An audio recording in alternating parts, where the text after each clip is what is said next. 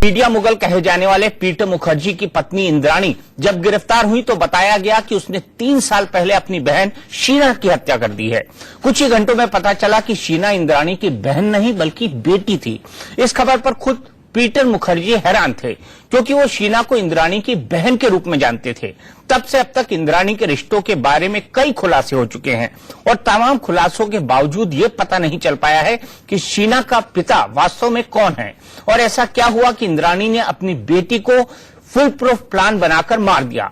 मुंबई से गुवाहाटी और कोलकाता तक इस हाई प्रोफाइल मर्डर मिस्ट्री पर ही बड़ी बहस छिड़ी हुई है कि क्या इंद्राणी ने हर रिश्ते के साथ विश्वासघात किया।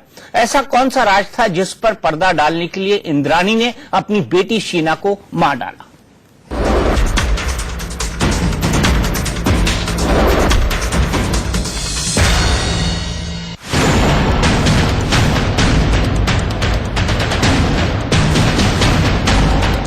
4 दिन पहले तक इंद्राणी मुखर्जी को लोग शीना की बड़ी बहन के रूप में जानते थे।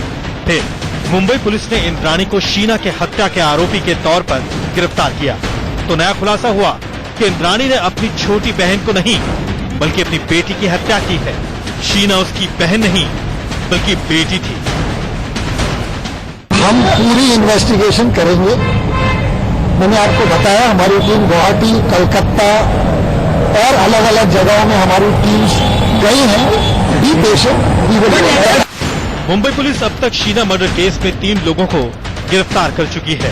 सबसे पहले पकड़ा गया इंद्राणी का ड्राइवर श्याम मनोहर राय, जिसकी निशानदेही पर पता चला कि 24 अप्रैल 2012 को रायगढ़ के जंगलों में जिस लड़की की लावारिस लाश मिली थी वो इंद्राणी की बहन शीना थी, जिसे इंद्राणी ने अपने पूर्व पति संजीव खन्ना की मदद से मार डाला था।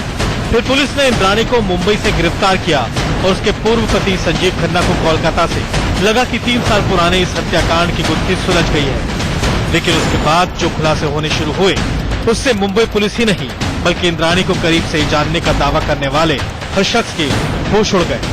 पहला खुलासा ये हुआ कि जिस शीना को इंद्राणी ने अपनी बहन बता रखा था वो उसकी बेटी है। ये खुलासा इंद्राणी के मौजूदा पति पीटर मुखर्जी के लिए भी हैरतअंगेज था। ये खुलासा होने से पहले सबको सिर्फ इतना पता था कि इंद्राणी ने पीटर मुखर्जी से पहले संजीव खन्ना से शादी की थी, जिससे उसकी एक बेटी है विधि। शीना भी इंद्राणी की बेटी है। ये खुलासा होने के बाद ये सच सामने आया कि शीना का भाई मिखाइल बोरा भी इंद्राणी की ही संतान है। शीना और मिखाइल अगर इंद्राणी की संतान है तो फिर इन दोनों के पिता कौन है? इस सवाल का ठीक जवाब अब तक किसी के पास नहीं। सूत्रों और मीडिया रिपोर्ट के मुताबिक 1972 में गुवाहाटी में पैदा हुई इंद्राणी पढ़ने के लिए शिलांग गई, जहां उसका अफेयर अपने से दुगनी उम्र वाले एक वकील से हुआ। फिर वो वापस गुवाहाटी लौटी तो उसकी शादी सिद्धार्थ दास नाम के आदमी से हुई। गुवाहाटी में ही होटल का काम करते हुए इंद्राणी ने साहिल नाम के शख्स से तीसरी शादी की।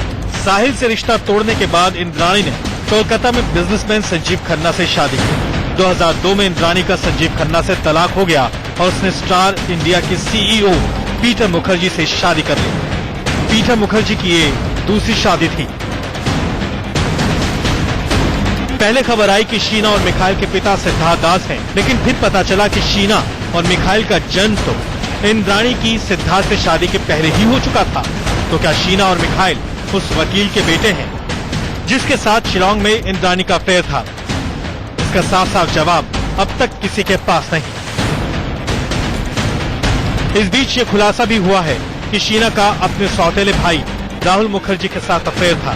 कुछ अखबारों ने सूत्रों के हवाले से खबर दी है कि जिस वक्त शीना का मर्डर हुआ तब वो प्रेग्नेंट थी। तो क्या शीना का राहुल के अलावा भी किसी के साथ अफेयर था? इस सवाल का जवाब नदारद है।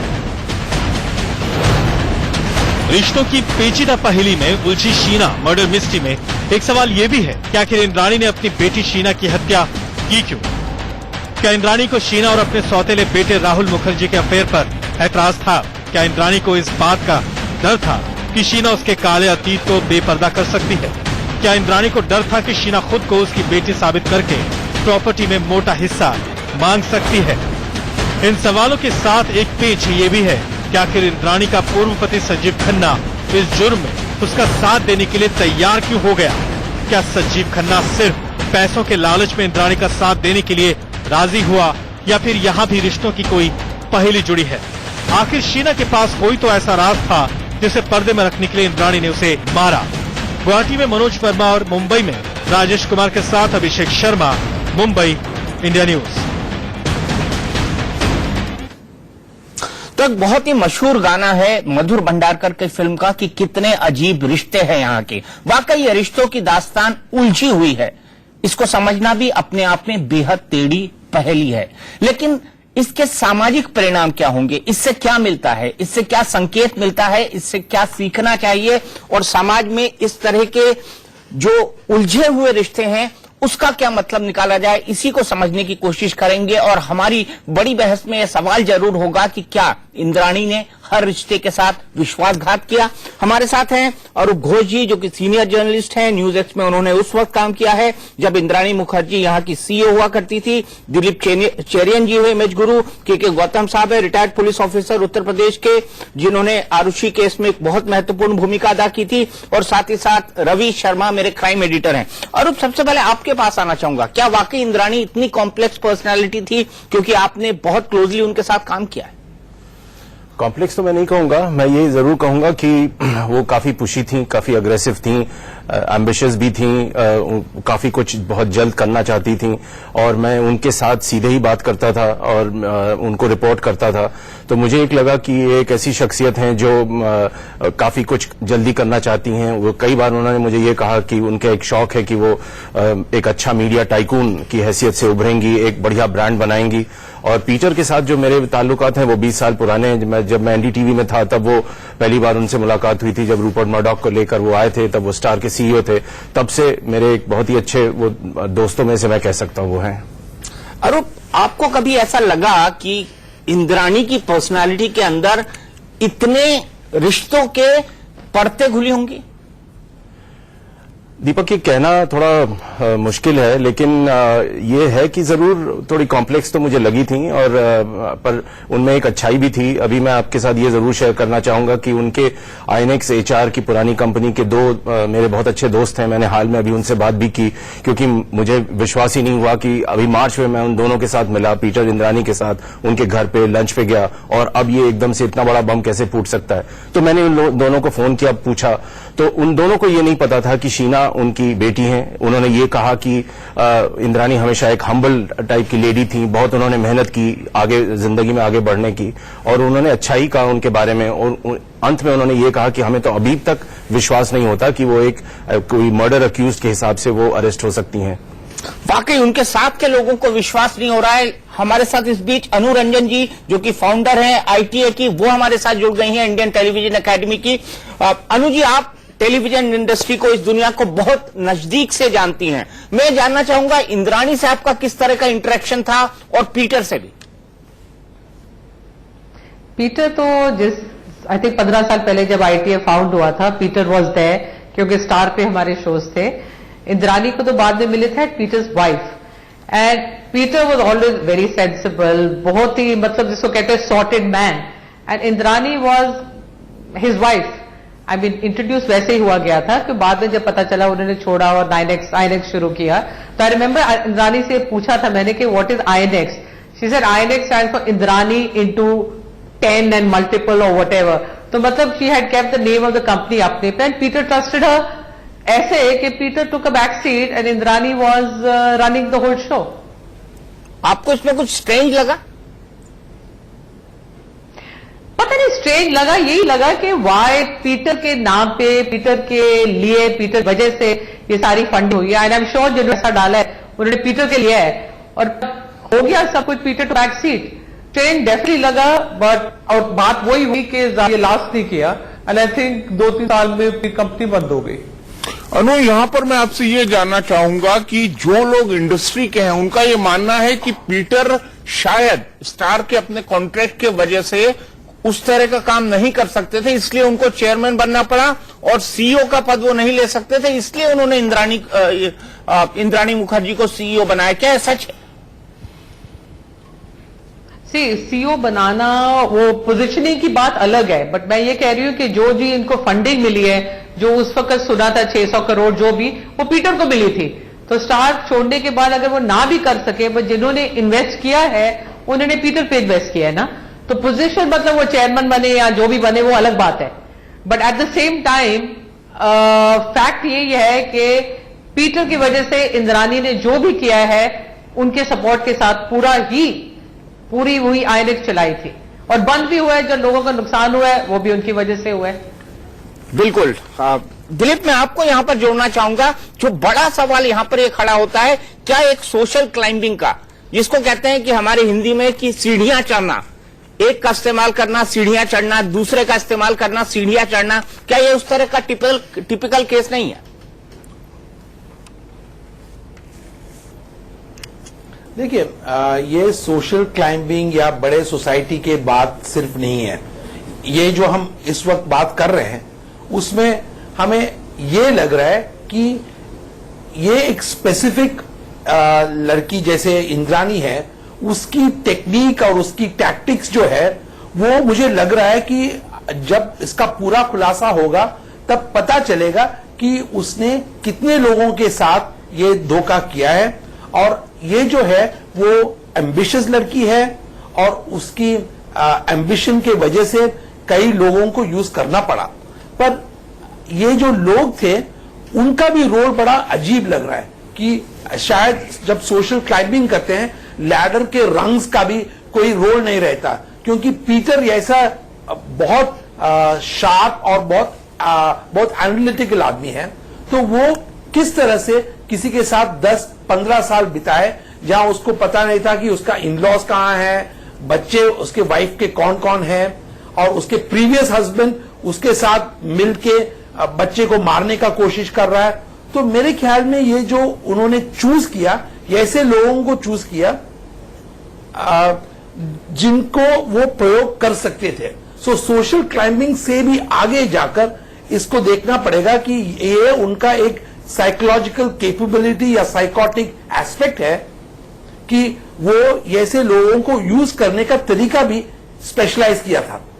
और यहां पर जो सबसे बड़ा सवाल उठता है वो ये उठता है, ऐसा दिखाई पड़ रहा है इस पूरी की पूरी जितनी बातें अभी तक सामने निकल कर आई हैं, इंद्राणी ने हर रिश्ते के साथ विश्वासघात किया। दीपक, मैं इसका जवाब तो नहीं दे सकता, क्योंकि जो मेरे उनके साथ जो वर्किंग रिलेशनशिप था या प्रोफेशनल रिलेशनशिप था वो एक अच्छा था, और हम लोग बराबर हमने काम किया, एक पूरी टीम साथ थी, केयरिंग भी थी वो। उनके जो जाती ताल्लुकात थे, अब जैसे जैसे नए पन्ने खुल रहे हैं तो उन्होंने जो किया उसका हर्जाना वो भुगतेंगी, लेकिन जो जितना मेरा इंटरेक्शन था वो मैं कहूंगा प्रोफेशनल एरिया में वो अच्छा था। एक पॉइंट ये जरूर है कि उनके बारे में बार बार ये कहा गया कि उनको आप ऐसे जगह आपने डाल दिया है जिसके बारे में उनको जानकारी नहीं है, यानी डोमेन एक्सपर्टीज नहीं थी। वो सही है, क्योंकि उन्होंने कभी जिंदगी में मीडिया में काम नहीं किया था। एकदम से आप सीनियर एडिटर्स के साथ बैठ के या सारे लोगों के साथ एडिटोरियल पॉलिसी आप नहीं बना सकती, ये शायद उनको समझ में नहीं आया। और एक प्रश्न जो आपने पहले पूछा दीपक, तो बात बिल्कुल सही है कि जो फंड है, क्योंकि उन्होंने कभी जिंदगी में मीडिया में काम नहीं किया था, एकदम से आप सीनियर एडिटर्स के साथ बैठ के या सारे लोगों के साथ एडिटोरियल पॉलिसी आप नहीं बना सकती, ये शायद उनको समझ में नहीं आया। और एक प्रश्न जो आपने पहले पूछा दीपक, तो बात बिल्कुल सही है कि जो फंडिंग थी, फंडिंग के बाद पीटर एक और पोजीशन नहीं ले सकते थे, क्योंकि उनका कूलिंग ऑफ पीरियड चल रहा था स्टार के साथ। तो जाहिर सी बात है फिर इंद्राणी को आगे उनको करना पड़ा। और एक और पॉइंट है कि, और कई लोग इस बात को उठा चुके हैं कि ऐसा क्यों पीटर ने किया, कि पहले जब वो स्टार में थे तो वो खुद चलाते थे हर चीज के, वो अपना डिसीजन होता था, यहां उन्होंने छोड़ दिया। लेकिन ये एक चीज समझनी चाहिए कि यहां एक को प्रमोटर, एक को इक्विटी होल्डर थी इंद्राणी, तो वो 50-50 डिसीजन मेकिंग तो होना ही था। लेकिन अरूप, यहां पर लोग ये भी कहते हैं, उनको जानने वाले, कि कंपनी तो बनी पीटर के कारण लेकिन डूबी इंद्राणी के कारण। डूबी कई कारणों की वजह से, और खासतौर से मैं कहूंगा कि जिस तरीके से वो उनका जो एंटरटेनमेंट चैनल था उस पर भी जो पैसा लुटाया गया, मुझे अभी भी याद है महाभारत पे उन्होंने बहुत करोड़ रुपए लगा दिए थे और वो बिल्कुल शो फ्लॉप हो गया। वो एक आखिरी पत्ते की तरह खेला गया था कि ये एक ऐसा शो लिफ्ट करेगा जैसे कौन बनेगा करोड़पति ने स्टार प्लस को कहां से कहां पहुंचाया, तो वो एक गैम्बल खेला गया महाभारत के साथ, वो बिल्कुल नहीं चला। उससे लाख गुना अच्छा तो डीडी का पुराना महाभारत था, जिसमें हम लोग सब जब काफी छोटे थे बैठे देखा करते थे। तो वो एक ऐसा कार्ड था जो गलत गया। यहां पे भी जो स्टूडियोज में हम लोग बैठे हुए, उस समय जब हम लोग आए थे, मैं पहली बार आया और मैंने कभी अपनी जिंदगी में इस हिसाब का स्टूडियो या इस टाइप की फैसिलिटी नहीं देखी, जहां हाई डेफिनेशन से लेके सारी चीजें यहां मौजूद थी। मुंबई गया तो वहां अप्सरा थिएटर के पूरा वहां जो सेटअप है वो एक बेहतरीन शानदार सेटअप था। मेरा एक प्रश्न था कि आप करोगे क्या इसको लेके? आप एक चैनल चला रहे हो, 2 चैनल चला रहे हो, तो मुझे कहा गया कि हम मल्टीपल चैनल चलाएंगे। तो मेरे दिमाग में एक जरूर खटका था कि कोई, जैसे हम लोग सब जानते हैं, आप इतना देख चुके हैं टीवी, कि भाई धीरे धीरे आप एक्सपैंड कीजिए, कैश बर्न मत कीजिए और उस हिसाब से लोग लीजिए। तो वो नहीं हुआ और वो बर्न इतना ज्यादा बढ़ता गया कि सारी चीज डूब गई। रवि, जो सबसे बड़ी बात है वो यहां पर है कि राकेश मारिया भी कह रहे हैं, जो मुंबई पुलिस के कमिश्नर हैं, उनका भी ये कहना है कि सब कुछ हुआ है। उन्होंने 3 लोग थे, संजीव खन्ना थे, उनका ड्राइवर था, इंद्राणी थी, अपनी लड़की को ले गए, शीना जिसको बहन बताते थे पहले, गाड़ी के अंदर ले गए, गाड़ी के अंदर उसका गला दबाया, कुछ लोग कहते हैं उनको जहर का इंजेक्शन दिया, फिर रायगढ़ के, फिर पीटर मुखर्जी के घर की गैरेज में रखा, फिर रायगढ़ के जंगलों में ले गए, पेट्रोल से उसमें आग लगा दी और 3 साल तक ये पूरा मामला दबा रहा। सवाल यह है कि इसका मोटिव क्या था? देखिए, पुलिस इस वक्त जो अंदर खाने में हमारी बात हुई है, बहुत बेचैन है। मुंबई पुलिस के अंदर बहुत ज्यादा बेचैनी है और ये बेचैनी ही वो वजह है कि आला पुलिस के अफसर, पुलिस कमिश्नर खुद बैठकर एक मर्डर के मामले में आरोपियों से पूछताछ कर रहे हैं, जो कि उनके दोस्त रह चुके हैं पारिवारिक। दीपक, जो सबसे बड़ा मसला है इसमें वो ये है कि अभी तक सिर्फ जो 3 आरोपी हैं उन्होंने ही आपस में बयान दिए हैं एक दूसरे के खिलाफ में, सर्कमस्टेंशियल एविडेंसेस हैं, कोई डायरेक्ट एविडेंस नहीं है और इसीलिए पुलिस ने, मुंबई पुलिस की एक टीम रायगढ़ पहुंची, जंगल को फिर से छाना और वहां से फिर कुछ सबूत जुटाने का दावा किया गया है, क्योंकि कुछ सब्सटेंशियल एविडेंस होना बहुत जरूरी है इस केस में, अगर पुलिस को बहुत मजबूती के साथ इस केस को रखना है। जहां तक बातें अभी आ रही है रिश्तों की और तमाम तरह की जो बातें हैं, वो कहीं ना कहीं पुलिस की जो लाइन ऑफ इन्वेस्टिगेशन है उसको उलझाने का काम तो कर सकती है, उसमें सपोर्ट कहीं नहीं कर सकती हैं। तो पुलिस के सामने एक बड़ा चैलेंज है और इसीलिए उनको तलाश है इस वक्त किसी ठोस ऐसे सबूत की जिसकी बिना पर ये पूरा केस खड़ा किया जा सके, क्योंकि ये बात सभी जानते हैं कि आरोपी थाने में जो कुछ कबूलेंगे वो कोर्ट में जाकर मुकर जाएंगे उससे, और पुलिस को उसको साबित करने के लिए अदालत के अंदर ठोस सबूत पेश करने होंगे। ठोस सबूत पेश करने होंगे। गौतम साहब, आपको क्या लगता है किस तरह के मामले बनते हैं इंद्राणी के खिलाफ? मर्डर का बनता है, उनके मोबाइल का इस्तेमाल, मोबाइल से के थ्रू फिर ईमेल भेजना, कई सारे ईमेल भेजना, फिर एसएमएस भेजना, फिर झूठ बोलना कि वो यूएस चली गई हैं और 3 साल तक ऐसे मामले को दबाए रखना, डिस्ट्रक्शन ऑफ एविडेंस का भी मामला बनता है। तो ऐसे कितने केसेस बनते हैं उनके खिलाफ? देखिए, केस तो एक ही बनेगा, मर्डर, कॉन्स्पिरेसी दफा 34 आईपीसी और 201 सबूतों का नष्ट करना, ये एक केस बनेगा। इसमें कई दफा है और उसमें आजीवन कारावास होगा और भी कुछ सेक्शंस लगेंगे। मेरा ये कहना है कि रेयरेस्ट ऑफ रेयर केस है ये, इसमें कोई संदेह नहीं है। इन्वेस्टिगेशन बहुत ही अच्छी तरह से चल रहा है और इसको ठीक ढंग से और किया जाना चाहिए, फास्ट ट्रैक कोर्ट में जाना चाहिए, जिससे कि इसमें सही समय पर सही इंसाफ हो सके। मैं ये भी कहना चाहूंगा कि 90 दिन में चार्जशीट चली जानी चाहिए, अदरवाइज तो बेल हो जाएगी।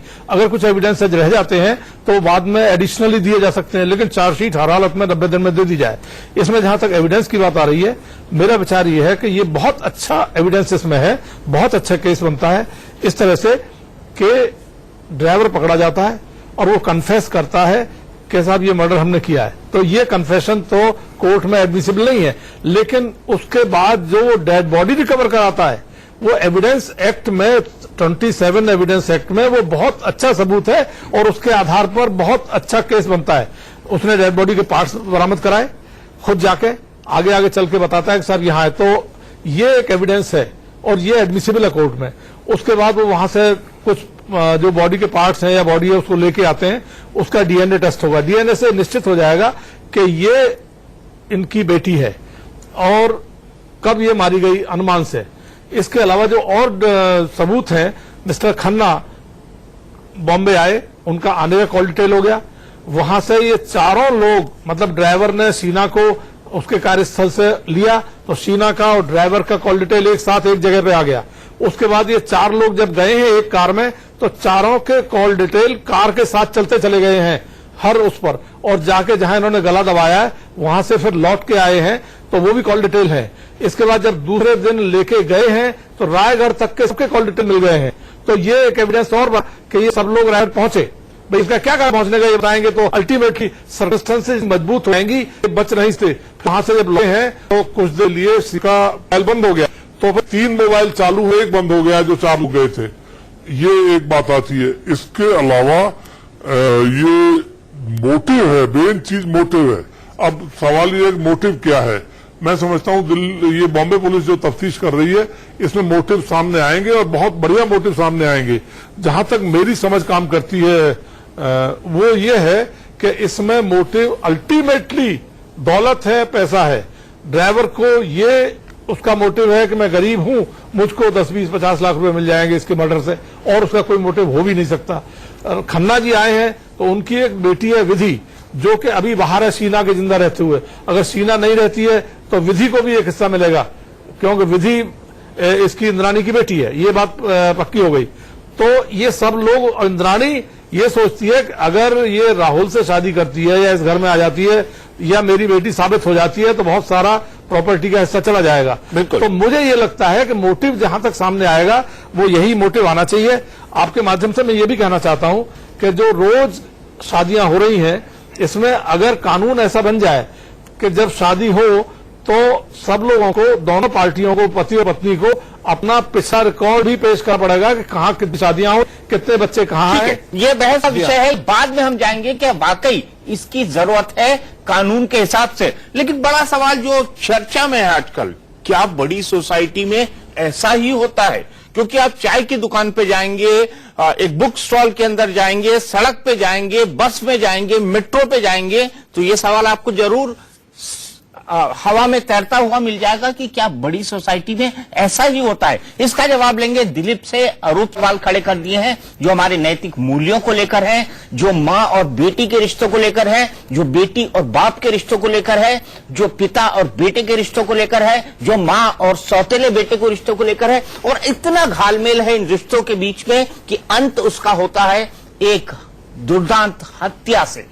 सवाल यहां पर यह खड़ा होता है कि इंद्राणी मुखर्जी एक ऐसी सोसाइटी में उठती बैठती थी जिसे इलीट क्लास माना जाता है, जिसे यह माना जाता है कि देश की सबसे हाई प्रोफाइल सोसाइटी में से एक है।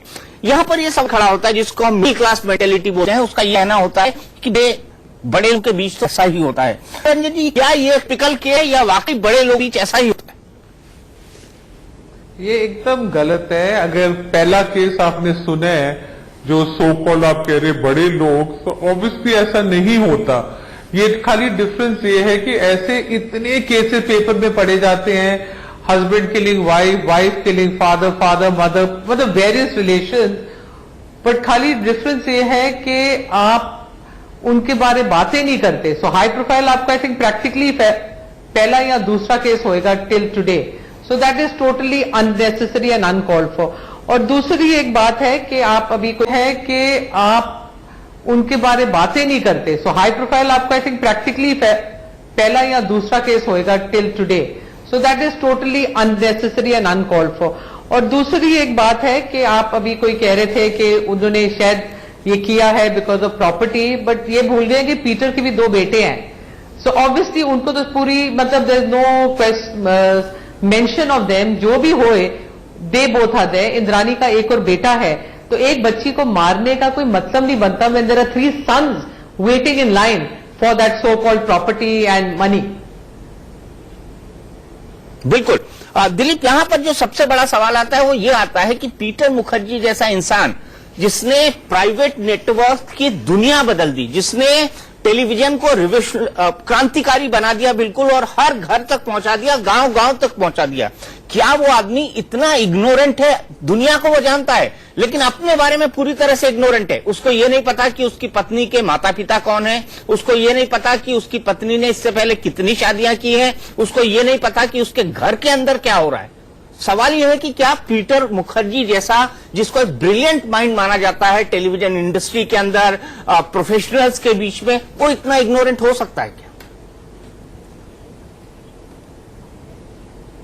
ये बहुत बड़ा सवाल है, क्योंकि कई लोग इस वक्त कह रहे हैं कि पीटर मुखर्जी ऐसा आदमी नहीं है जिसको ऐसे चीजें का जानकारी ना हो, या इस पिछले 3 साल से वो बीवी के साथ रह रहे हैं, उसको पता नहीं चला कि बीवी ने बच्चे को मारा है।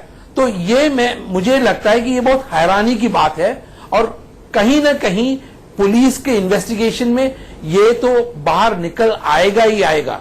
पीटर तो ब्रिटिश सिटीजन है, हमें सबको पता है शायद कि ये ब्रिटिश पासपोर्ट होल्डर है, पर ये इतना कंट्रोल जो दिया नॉन कॉम्पीट क्लॉज के लिए हो या सिटीजन ना होने के नाते से हो, जो भी है, तो ये बिना पूछताछ के कोई भी चीज नहीं करते हैं। तो हमें ये पता होना है कि पीटर या इस लड़की के वजह से इतना ब्लाइंड हो चुका था, इतना लव में था कि वो कोई भी सवाल पूछा नहीं, और उसने कई चीजों को जब अपने बेटे ने आके उसको कोई क्वेश्चंस पूछा तब भी उसने उसको बिलो द कारपेट छोड़ दिया। तो मुझे लगता है कि ये बहुत अहम बात है कि पीटर को जब क्वेश्चन करेंगे तो पता चलेगा कि क्या वो ये रहस्यों का अपना सूत्रधार था कि नहीं, या वो एकदम इग्नोरेंट था इस बात में। अरूप, मुझे लगता है कि इग्नोरेंट होना बड़ा मुश्किल है। इग्नोरेंट होना बड़ा मुश्किल है। अरूप, आपको लगता है इतना टैलेंटेड व्यक्ति 15 साल से इतना इग्नोरेंट? दीपक, ये कहना मुश्किल है। इग्नोरेंट तो वो कभी भी नहीं थे। हमेशा जब भी पीटर से बात होती थी, जो मैंने देखा और कितने बरसों से मैंने देखा, खासतौर से इस चैनल के लॉन्च के पहले भी, जो उनका एक नजरिया था, एक सोच था, बिल्कुल अलग था और उसके पीछे कुछ तथ्य था। तो एक्साइटिंग चीजें वो करना पसंद करते थे, एक मोल्ड को तोड़ना पसंद करते थे।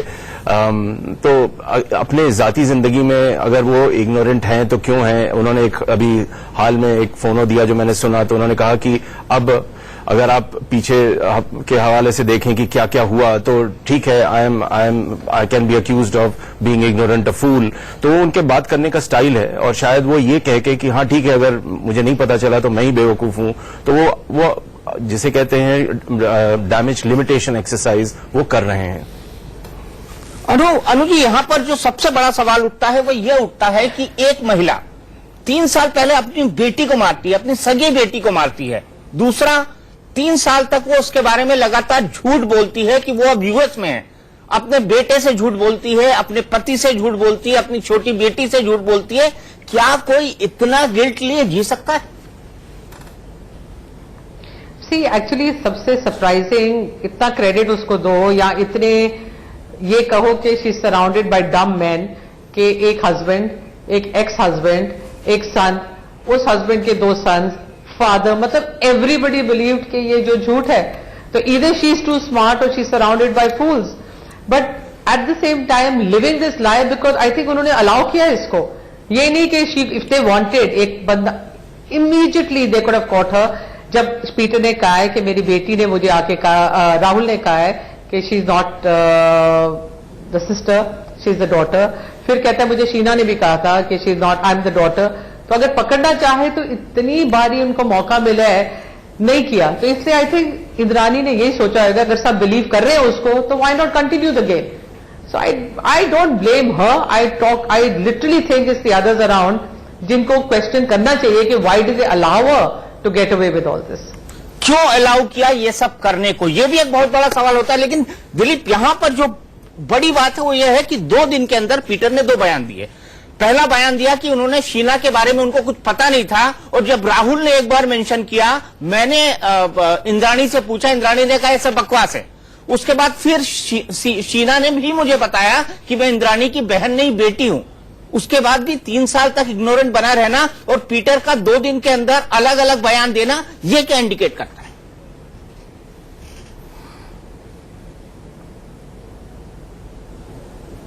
देखिए, इंद्राणी तो एक तरफ है, पर अगर आप देखें तो संजीव खन्ना का जो दोस्त है कलकत्ता में, वो कह रहे हैं कि 3 साल से वो यही कह रहे हैं कि मेरा इंद्राणी के साथ ना कोई रिश्ता है, ना मैं उसको मिल रहा हूं। और वो ये भी रोज जाते थे क्लब में, लोगों के साथ बातचीत करते थे। तो मेरे ख्याल में इस ड्रामा में जो पर्सनालिटीज है, उन सब की जो अंदरूनी क्या है, साइकोलॉजिकल मेकअप जो है, वो एक तरह के मेकअप है। और जैसे आपने शुरुआत में कहा था कि ये अपर सोसाइटी के लोगों का ये एक तरीका है कि नहीं, ये डेफिनेटली वो तरीका नहीं है। पर कई लोग जो है, जो चुने लोग हैं, जो एक साथ जुट जाते हैं कभी, वो उनका कैरेक्टरिस्टिक शायद ये रिवील करता है कि उनमें एक साइकोलॉजिकल एबिलिटी है। और जैसे गौतम साहब ने कहा, ये इसमें से आप जब निकलेगा तो पैसे का मामला ही निकलेगा, सबसे बड़ा मामला। पैसे का प्योर ग्रीड का इंजन चल रहा था कई लोगों में। पैसे का मामला, क्या पैसे का मामला है या नहीं, इस बहस पर भी हम जाएंगे। लेकिन रवि, माना कि शीना को इंद्राणी इसलिए मार सकती थी कि राहुल से उनके रिलेशन है, या पैसे का कोई झगड़ा हो, या और कोई विवाद हो, या शीना उनको ब्लैकमेल कर रही हो, कोई भी बात हो सकती है। लेकिन संजीव खन्ना कहां फिट बैठता है? वो बंदा जिसको इंद्राणी छोड़ चुकी है, इंद्राणी उसके भी टच में है, और उसकी सगी बेटी को मारने के लिए संजीव खन्ना कलकत्ता से उठ के मुंबई तक आता है।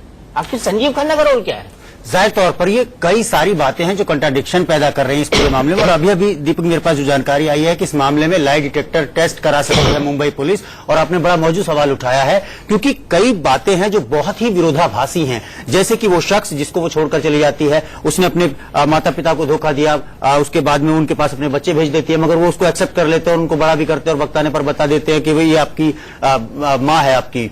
तो इस तरह की बहुत सारी बातें हैं जो अब तक की कहानी में जो पुलिस के गले नहीं उतर रही हैं। और शायद इसीलिए भी पुलिस अब ये सोचने पर मजबूर हो गई है कि इस मामले में लाई डिटेक्टर टेस्ट कराना होगा, क्योंकि सच इस कहानी की आड़ में कहीं ना कहीं हो सकता है दबाने की कोशिश की जा रही हो। पुलिस के गले ये बात भी नहीं उतर रही है कि आखिर कत्ल करने के बाद एक महिला जिसने कभी जीवन में कोई गुनाह नहीं किया, अपने घर में लाश को रखती है, पूरी रात चैन से सोती है, उसके बिहेवियर में कोई फर्क नहीं आता है, किसी को पता नहीं चलता है, वो रात भर प्लान करती है और अगले दिन 100 किलोमीटर दूर गाड़ी में लाश को लेकर जाती है, जो कि बहुत हिम्मत भरा काम है। आप जानते दीपक, बड़े बड़े अपराधियों के लिए काम आसान नहीं है कि 100 किलोमीटर किसी लाश को यहां से वहां पहुंचा देना, और उसको वहां पर बाकायदा चेहरा खराब किया जाता है, पहले लाश का कुचलकर, उसके बाद उसको जलाया जाता है, फिर गाड़ा जाता है। ये सब काम इतना आसान नहीं था। और अगर ऐसा हुआ है तो ये वाकई अपने आप में बताता है कि कहीं ना कहीं कोई बड़ी मानसिक विकृति यहां पर दिखाई दे रही है। वो जरूर से ज्यादा शातिर थी, लेकिन इस पर यकीन करने के लिए पुलिस को अब लगता है कि लाई डिटेक्टर टेस्ट कराना बेहद जरूरी हो गया, कम से कम 3 किरदारों का इस कहानी के। और जो बड़ी थ्योरी निकल कर आ रही है कि कोई फाइनेंशियल इरेगुलरिटी थी, और जो सबसे बड़ी बात निकल कर आ रही है वो ये थी, 2 तरह की फाइनेंशियल इरेगुलरिटीज एक मीडिया का आदमी कर सकता है। या तो एस्केलेटेड प्राइस पे वो प्रोग्राम कमीशन करे कि भाई 1 करोड़ का एक एपिसोड है, उसके 2 करोड़ ले और 1 करोड़ का किकबैक ले ले, या फिर जो कंपनी में फंडिंग आ रही है उससे पैसे को वो निकाल ले। बार बार मीडिया के अंदर ये चर्चा है कि आईएनएक्स में इस तरह की फंडिंग को साइफन ऑफ किया गया। कहीं यह चर्चा है कि इंद्राणी ने अपने रिश्तेदारों के खातों में डाल दिया। क्या इस तरह की फाइनेंशियल इरेगुलरिटी जो नई कंपनी बनी थी उसमें आपको कभी देखने को मिली? क्योंकि ऑडिट में एक खुलासा हुआ है। मैं जब इस कंपनी से उस वक्त जुड़ा था तो यहाँ से कुछ लोग जो वरिष्ठ पत्रकार थे उनको यहाँ से जाना पड़ा। तो कई लोगों ने ये ब्लॉग्स में लिखा था, कई लोगों ने उन्होंने हर जगह इस बात का जिक्र किया था, कई लांछन लगाए गए थे। तो उसमें 2 बातें निकल रही थी कि अगर फाइनेंशियल मिसडिमीनर है तो जाहिर सी बात है इन्वेस्टर वो बहुत 4 या 5 जो बड़े इन्वेस्टर्स थे उस वक्त, बहुत बड़े नाम थे, तो उनको वो जिसे कहते हैं ड्यू डिलिजेंस है, ऑडिट प्रोसेस है, मॉनिटरिंग है, उनकी तमाम मैकेनिज्म्स होती हैं। ऐसा नहीं होता है कि अगर 800 करोड़ का पैकेज दे दिया गया तो एक ही बार आपको उठा के वो दे देंगे और आप खर्च करते रहो। तो उसके पीछे रैशनल देना होता है, क्यों खर्च कर रहे हैं, कहां कर रहे हैं, कैसे कर रहे हैं। तो वो एक अकाउंटिंग के तरीके होते हैं जो उस समय आई एम श्योर किए गए होंगे।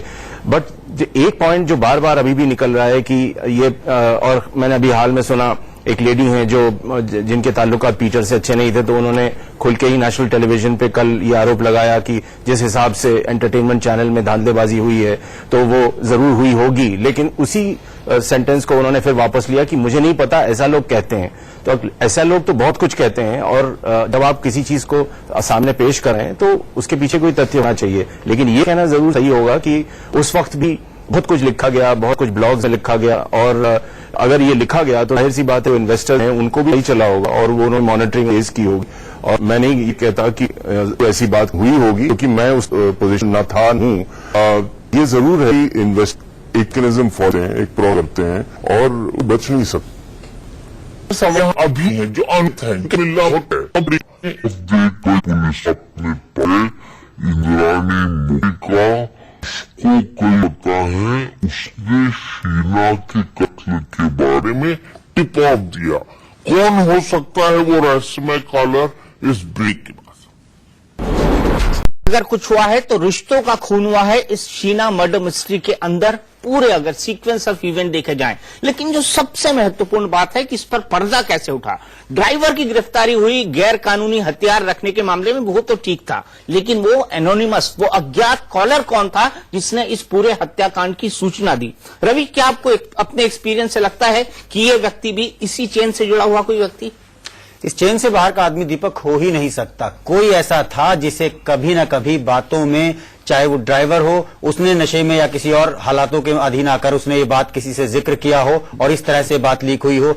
या हो सकता है कुछ लोग इस कहानी से जुड़े हुए जो अब तक डिनाई कर रहे हैं कि उन्हें नहीं पता था कुछ भी, वो जानते हो और शौक में उन्होंने बात किसी को बता दी हो।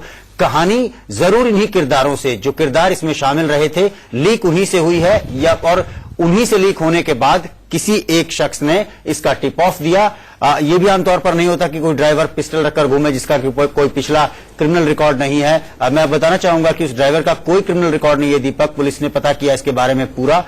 ऐसा शख्स अचानक पिस्टल लेकर घूमता है भरी हुई, ये अपने आप में हैरानी की बात है। तो कहीं ना कहीं कहानी लीक हो चुकी थी, एक फ्रेम तैयार हो चुका था, उस शख्स ने टिप ऑफ दिया। टिप ऑफ के बाद पुलिस ने, जैसे कि आमतौर पर करती है कि एक शख्स को उठाती है, कोई ना कोई कारण तो जाहिर तौर पर मौजूदा बनाना ही पड़ता है, जिसकी वजह से किसी को गिरफ्तार किया, फिर इंटेरोगेशन हुआ और एक फिर सिलसिलेवार ढंग से पूरी कहानी खुलती चली गई है। तो इसमें लगता है कहीं ना कहीं कि कोई इनसाइडर जिसने कहानी को लीक किया और उसके बाद में पुलिस को पूरी तरह से तश्तरी में सजाकर एक केस दे दिया जाता है, उस तरह से पूरा केस खुला है। कम से कम इसमें पुलिस की कोई मेहनत शुरुआती दौर पर तो नहीं दिखाई देती, उसके बाद भले ही पुलिस बहुत शानदार ढंग से इस इन्वेस्टिगेशन को अंजाम दे रही है। अनु, महत्वाकांक्षी होना एक बात है, लेकिन जितने लोगों ने इंद्राणी के बारे में बात की और जितने लोगों को मैंने अखबारों में पढ़ा है, ब्लॉग्स में पढ़ा है, टेलीविजन पर देखा है, मेरे शोज में आए हैं, उनका सबका कहना है कि इंद्राणी एक अति महत्वाकांक्षी महिला थी। तो क्या जो कुछ हुआ है यह अति महत्वाकांक्षा का परिणाम है? क्या इसको माना जाए कि अति महत्वाकांक्षी होना एक लाल खतरे के बराबर है? सी वेरी ऑनेस्टली, एक अलग चीज होती है, you are ambitious, you want a lot, ये सब बहुत लोग हैं लाइफ में। एम्बिशियस हम लोग भी हैं, आई मीन कौन एम्बिशियस नहीं है, हद होती है एम्बिशियस की। बट ये प्रॉब्लम इधर क्या हुई है, इट्स सरपास्ड ऑल एम्बिशन, क्योंकि ये अनइमेजिनेटिव एक्ट है। ये कोई नॉर्मल बंदा ये नहीं सोच सकता। इट्स अ फैंटास्टिक माइंड, मतलब ये तो it has to go for जिसको कहते हैं ना, दिमाग चीर चीर के देखना है कि अंदर ये दिमाग किस चीज का बना हुआ है। It is not a normal brain. अगर उन्होंने किया है, अगर हम खाली बात वो कर रहे हैं जो हम लोग पेपर में पढ़ रहे हैं और न्यूज में सुन रहे हैं। अपने को वो ही इंफॉर्मेशन है, वो सही है गलत है जो भी है, अपने को वही information, based on that he हम जो बातें कर रहे हैं कि ये वैसे ही दिमाग कर सकता है और ये नॉर्मल आदमी की सोच हो ही नहीं सकती। नॉर्मल आदमी की सोच नहीं हो सकती। दिलीप, आप भी ये बात मानते हैं कि ये सोच एक नॉर्मल इंसान की नहीं हो सकती? शातिर दिमाग का काम है। डेफिनेटली, क्योंकि सबसे इंपॉर्टेंट चीज यह है कि अगर हम इंद्राणी के साइकोलॉजी देखें कि उसने अपनी बेटी को 2 महीने की एज पे अपने पेरेंट्स या उनके ग्रैंड पेरेंट्स के पास छोड़ के चला आया। तो ये जो है, ये एक औरत जो ये कर सकती है, ये मैं नहीं कह सकता हूं कि उसका एम्बिशन था, उसको काम करना था, ये हो सकता है। पर उसके बाद उसने उन बच्चों को 14 साल तक कहीं टैग पे ही रखा, ये बहुत अजीब लगता है। इसमें साइकोलॉजी का एक बड़ा इंपॉर्टेंट बिल्ड स्टोन है। अगर हम बारे में कुछ सच चाहते हैं, ये हमें भूलना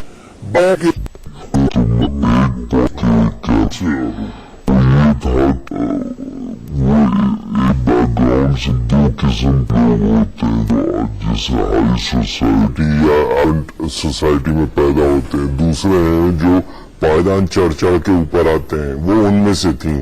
और अगर पायदान चढ़ते चढ़ते उनको लगा कि मेरे पास वक्त कम है, तो उस प्रेशर में, उस दबाव में उन्होंने बहुत कुछ करने की कोशिश की एक सीमित वक्त में, और वो एक के बाद एक वो पायदान तोड़ती गई। तो जब अब आप पीछे देखेंगे तो वहां पे सिर्फ तबाही है, ये मैं कहूंगा। तबाही है। तो क्या इस तरह के कंडक्ट का अंत तबाही है? क्योंकि सावधानी हटी और दुर्घटना घटी, लेकिन यहां तो सावधानी पहले कदम से हटती और घटती जा रही थी। इस पूरे हत्याकांड पर हमारी नजर बनी रहेगी, परत दर परत इसके हर खुलासे हम आपको इंडिया न्यूज पर दिखाएंगे। फिलहाल टुनाइट विद दीपक चौरसिया में इतना ही।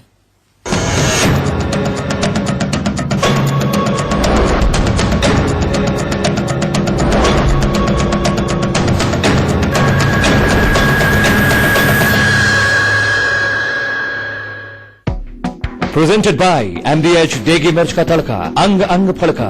MBH की देगी मिर्च, पावर्ड बाय M कलेक्शन।